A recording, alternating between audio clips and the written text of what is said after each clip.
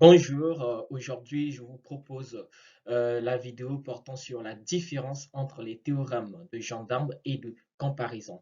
Et cette vidéo se va évoluer avec trois objectifs. Donc, le premier objectif sera de comprendre les principes et les conditions de ces théorèmes, notamment le théorème de gendarme et le théorème de comparaison.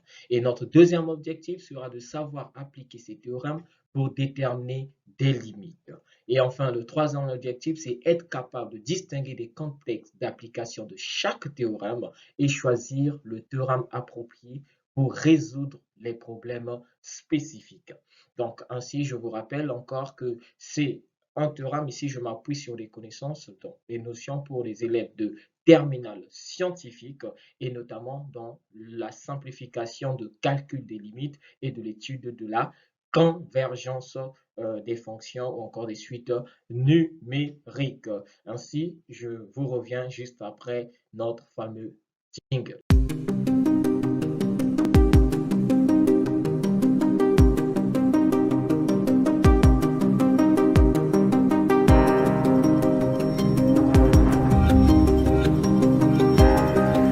Alors, commençons notre cours par le théorème des gendarmes. Alors, au niveau du théorème des gendarmes, ici, nous allons commencer par l'énoncé.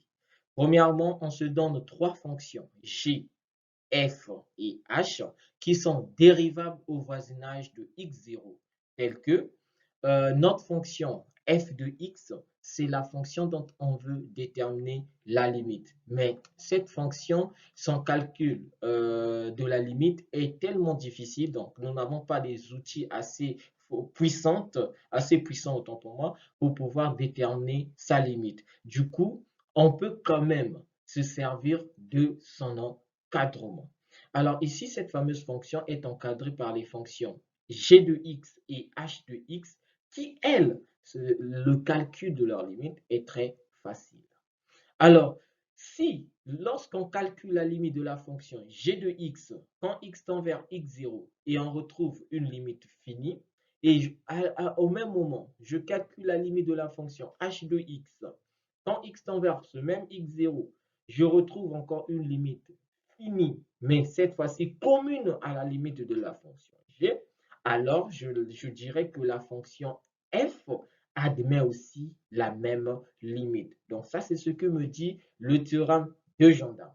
Alors, mathématiquement parlant, qu'est-ce qu'on va noter? Nous dirons si la limite quand x tend vers x0 de g de x égale à la limite quand x tend vers x0 de h de x est égale à L, alors la limite quand x tend vers x0 de f de x est égale à L. Donc ça, c'est le théorème de gendarme qui nous le dit. Mais le L, c'est quoi? Le L est fini. Mais qui dit fini, ça veut dire c'est égal à tout nombre réel, mais différent de moins l'infini plus l'infini. Donc le L ne doit pas égal à l'infini.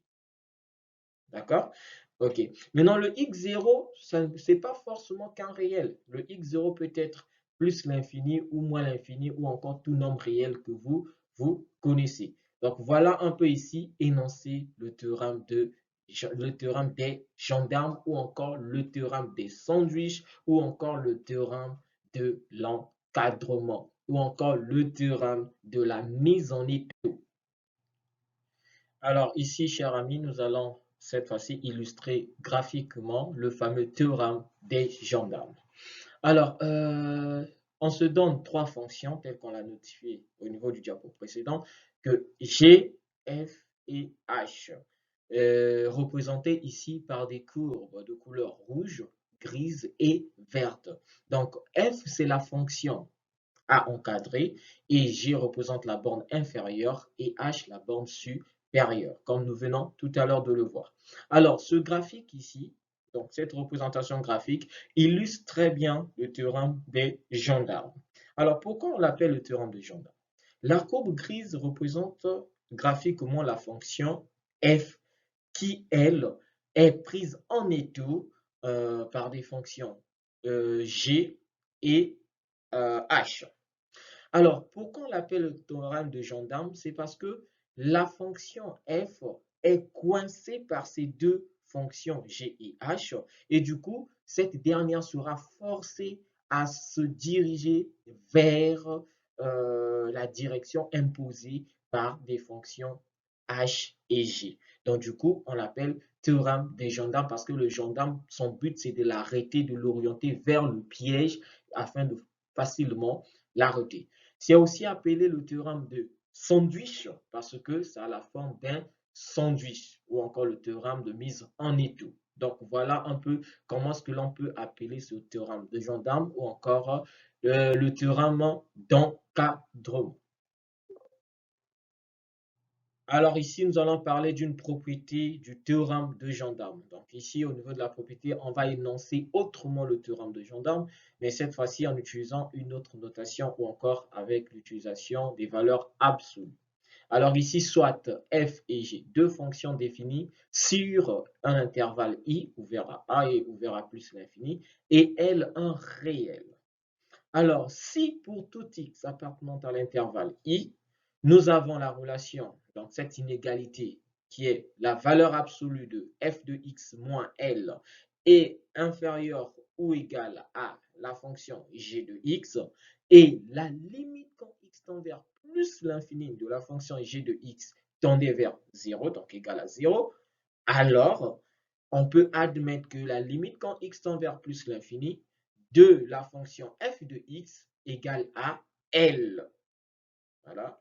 La limite quand x tend vers plus l'infini de notre fonction f de x est égale à L. Et le L, nous l'avons vu ici au niveau de la valeur absolue, nous avons f de x moins L qui est inférieur ou égal à g de x. Voilà. Et de même, parce qu'on ne peut pas juste se contenter en disant que on aura forcément toujours l'intervalle i ouvert à a ou jusqu'à plus l'infini. Mais cette propriété est applicable dans le cas où le x tendait vers moins l'infini en fonction de notre intervalle donné. Donc, il y a la présence de moins l'infini. Et dans ce cas, on l'énonce de la même manière, mais faire attention. Le x qui tend vers moins l'infini, cette limite doit forcément être aussi égal à 0. Donc, la plus grande condition, c'est de savoir que le x, il tend vers plus l'infini ou moins l'infini en fonction de l'intervalle sur lequel tu te trouves. La limite de la fonction g de x qui majeure notre fonction, la valeur absolue de la différence de f de x et L doit être égale à 0. Là, ça me permettra d'admettre que ma fonction f de x aussi, sa limite quand x tend vers moins l'infini est égale à L.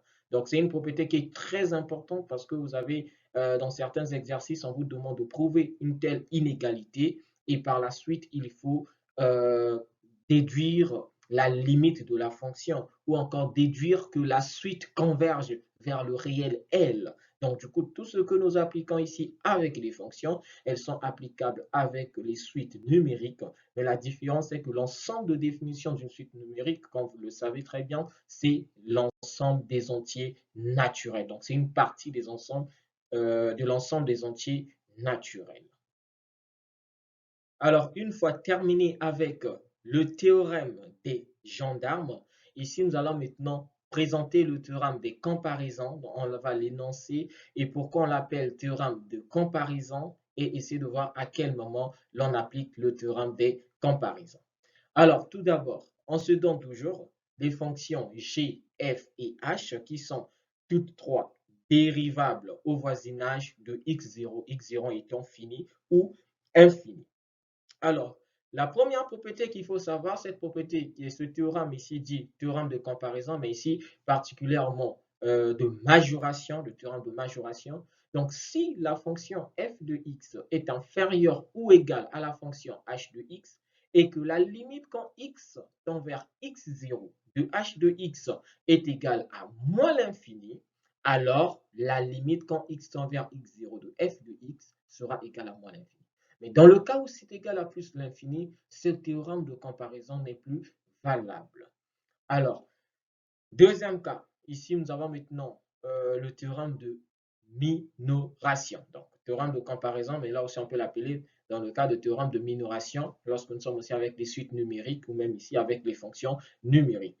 Donc, si la fonction g de x est inférieure ou égale à la fonction f de x, et que la limite quand x tend vers x0 de g de x est égale à plus l'infini, alors la limite quand x tend vers x0 de f de x sera aussi égale à plus l'infini. Donc ici aussi, si cette limite tend vers moins l'infini, alors on ne peut pas l'admettre. Donc il faut faire très attention. Voilà ici énoncé les deux propriétés très importantes dans le fameux théorème de comparaison. Alors, graphiquement, qu'est-ce que ça donne? Qu'est-ce que ça donne graphiquement? Pour le tout premier graphique, on se donne la fonction f, les fonctions f et g qui sont respectivement représentées par des courbes de couleur rouge et noire. Et si, je rappelle encore cette fameuse propriété que nous avons vue tout à l'heure, donc si f de x est inférieur ou égal à h de x et que la limite quand x tend vers x0 de h de x est égale à moins l'infini, alors la limite quand x tend vers x0 de f de x est aussi égale à moins l'infini. Graphiquement parlant, qu'est-ce qui se passe? Oh, nous avons vu ici la courbe de notre fonction f, la fonction f qui est ici en rouge, notre fonction f qui est ici en rouge, voilà notre courbe, et la courbe de la fonction h est représentée ici en gris, et on peut très bien voir que la courbe de la fonction h est au-dessus de la courbe de la fonction f. Et si on peut remarquer là où tend notre fameuse courbe, nos fameuses courbes tendent vers moins l'infini, donc elles descendent. Et vu qu'elles descendent, du coup, la limite quand x tend vers x0 de f de x est bien égal à moins l'infini, donc au voisinage de notre fameux x0. Voilà un peu la première illustration. Alors, pour la seconde illustration graphique, qu'est-ce que nous avons? Nous avons des fonctions g et h et f cette fois-ci, qui sont respectivement représentées par des courbes. Là, cette fois-ci, la fonction g sera représentée par la courbe en noir et la fonction f par la courbe en rouge. Et donc, on rappelle encore la fameuse propriété donc, de minoration, là, le théorème de comparaison. Donc, si g de x est inférieur ou égal à f de x, et que la limite quand x tend vers x0 de g de x égale à plus l'infini, alors la limite quand x tend vers x0 de f de x sera bel et bien égale à plus l'infini. Et le graphe est ici, donc on peut rapidement remarquer que la courbe ici en noir, voilà, c'est la courbe qui représente la fonction g, et la courbe ici en rouge, c'est la courbe qui représente la fonction f. Et la fonction f est au-dessus de la courbe de la fonction f au-dessus de la courbe de la fonction g. Et ça, c'est vrai. Et nous pouvons très bien remarquer qu'elle tend vers plus l'infini. Parce qu'au fur et à mesure que l'on calcule la limite, plus on se rapproche de x0, plus notre courbe tend vers plus l'infini. Donc, en se dirigeant encore beaucoup plus vers le haut. Voilà un peu l'illustration graphique de ce second point du théorème de comparaison, autrement appelé théorème de minoration. Alors ici, nous allons aborder un peu, je veux prêter votre attention sur le théorème de comparaison. Alors il y a aussi une particularité avec ce théorème de comparaison, c'est qu'il y a un certain moment, ce théorème de comparaison est un peu confondu au théorème des gendarmes. Je m'explique. On se donne trois fonctions. On se donne ici trois fonctions, g, f et h, qui sont toutes les trois dérivables au voisinage de x0, et que la fonction f de x est encadrée par des fonctions g de x et h de x, telles qu'ici présentées. Alors, si la limite des fonctions g de x et h de x sont toutes deux infinies et communes, alors la fonction f admet la même limite.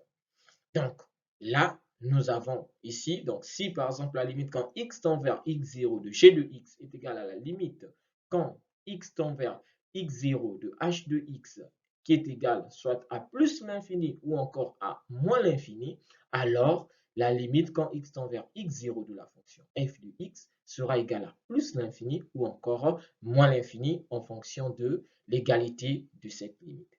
Mais il y a encore une autre particularité. Dans le cas où la borne, par exemple, nous avons ici, avant de dire que c'est automatiquement ça, il peut y avoir dans le cas où je calcule la limite de g de x, g plus l'infini, là, je ne vais plus me préoccuper de l'autre limite. automatiquement, je dis que j'utilise le théorème de comparaison parce que j'ai cette comparaison par la minoration. Donc, la minoration, et voilà, je peux automatiquement dire que d'après le théorème de comparaison, la limite de la fonction f de x est égale à plus l'infini. Dans le cas où la limite quand x tend vers x0 de h de x donnée moins l'infini, là aussi, je n'ai pas besoin de calculer forcément la limite de la fonction g de x. Je passe aussi par le théorème de comparaison en disant que la limite de la fonction f de x est égale à moins l'infini. Donc, même lorsque j'ai dit ici que les limites quand x tend vers x0 de g de x et h de x sont communes, mais elles peuvent ou ne pas être communes. Mais dès que tu as la présence de l'infini au niveau des bornes, utilise la borne appropriée tout en te rappelant de ce qu'on s'est dit sur le théorème de comparaison. Alors, pour clore avec notre fameuse vidéo, avec ce fameux cours, nous allons établir un résumé de la différence entre les théorèmes de gendarme et de comparaison. La toute première différence, c'est quoi? Donc, il faut d'abord connaître à quel moment, si on a un encadrement, déjà là, dans le cas où nous avons un encadrement, c'est-à-dire de fonctions ou encore des suites numériques, parce que je dis que c'est applicable pour les suites numériques aussi. Ici, je suis plus basé avec des fonctions, mais il faut savoir avec des suites numériques, il suffit de remplacer l'ensemble de définitions par voilà, l'ensemble de définitions, ce n'est autre que l'ensemble des entiers naturels. Donc, c'est valable aussi pour les suites numériques et notamment même si au niveau des suites numériques qu'on l'utilise plus. Alors, donc je disais, si on a un encadrement et que la limite des bornes est commune et finie, je répète bien, est commune et finie, alors on utilise le théorème des gendarmes. Donc, il dit fini, ça veut dire c'est un réel, autrement dit différent de moins l'infini ou plus l'infini. Dans ce cas, je peux annoncer l'utilisation du théorème de gendarme et utiliser le résultat. Par contre, si on a un encadrement de la fonction dont on veut déterminer la limite ou encore dont on veut étudier la convergence, et que la limite des bornes est infinie, alors je n'ai pas dit préciser si une commune ou pas. Donc je dis tout simplement infinie. Donc dès qu'il y a la présence d'une borne dont la limite est infinie, alors on fait appel au théorème de comparaison. Mais en prenant une partie seulement de l'encadrement. Je répète, en prenant une partie seulement de l'encadrement. Et cette partie, ça doit être une partie appropriée. Donc, si là, on prend, par exemple, si c'est plus l'infini, je prends la borne où il y a la présence de plus l'infini. Or, ça veut dire que c'est la borne inférieure. Mais si c'est moins l'infini, je prends la borne supérieure. Donc, faisons très attention sur ce point.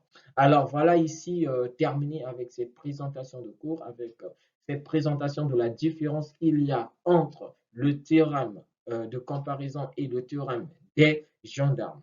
Alors, au niveau de la prochaine vidéo, nous allons mettre en application ces fameux théorèmes dans le calcul des limites, dans l'étude de la convergence des suites numériques. Donc, ne ratez pas la prochaine vidéo qui va vous permettre d'appliquer ou encore de savoir mieux appliquer ces fameux théorèmes de gendarme. Alors, laisse-moi dans les commentaires si aujourd'hui tu as mieux compris à quel moment faut-il appliquer le théorème des gendarmes ou encore le théorème de comparaison. Alors, restez stocké. N'oublie pas de t'abonner, d'activer la cloche de notification afin de ne rater aucune de nos prochaines vidéos.